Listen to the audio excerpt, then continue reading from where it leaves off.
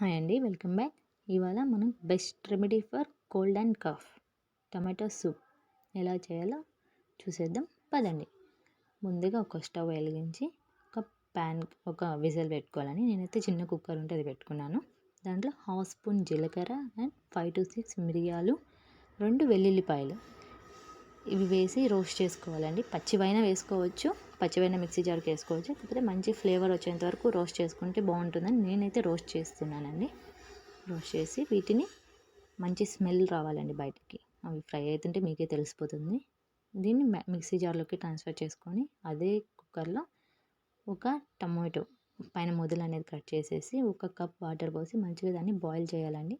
ఇట్లా టమాటో పైన పీల్ అనేది సెపరేట్ అయ్యేంత వరకు మనం బాయిల్ చేయాలి. దీన్ని కూడా మనము పీల్ తీసేసి మిక్సీ జార్లో ఆల్రెడీ మనం జీలకర్ర, మిరియాలు అనేటివి కొంచెం క్రష్ చేసి పెట్టుకున్నాం కదండి, దాంట్లో ఈ టమాటా వేసి పేస్ట్ చేసుకోవాలండి. అండ్ అదే కుక్కర్లో ఒక 1/2 స్పూన్ నెయ్యి వేసి జింజర్ వేయాలండి. చాలా మంచిదండి కోల్డ్ అండ్ కఫ్ టైంలో జింజర్ వాడడం. ఇది 1/2 స్పూన్ వేసుకోవచ్చు.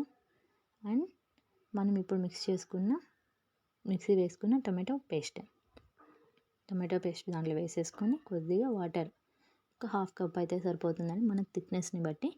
అండ్ 1/2 స్పూన్ పసుపు వేసుకొని, పసుపు చాలా మంచిదండి.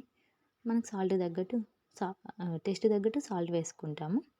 సాల్ట్ వేసుకున్న తర్వాత మంచిగా మిక్స్ చేసేసి ఇది మంచిగా బాయిల్ అవ్వాలండి, బాగా బాయిల్ అవ్వాలి. కొత్తిమీర వేసేసి మంచిగా చూడండి ఎలా బాయిల్ అవుతుందో. ఇలా బాయిల్ అయిన తర్వాత మన థిక్నెస్ రెడీ అయిపోయింది. ఇట్లా బాయిల్ అయితే చాలా మంచిదండి హెల్త్కి. ఇట్లా బాయిల్ అయితే మన టమాటో సూప్ అనేది రెడీ అవుతుంది. ఇప్పుడు మనం ఒక బౌల్లోకి దాన్ని ట్రాన్స్ఫర్ చేసుకొని పిల్లలకి ఇచ్చేయచ్చు. చాలా హ్యాపీగా తాగేస్తారండి.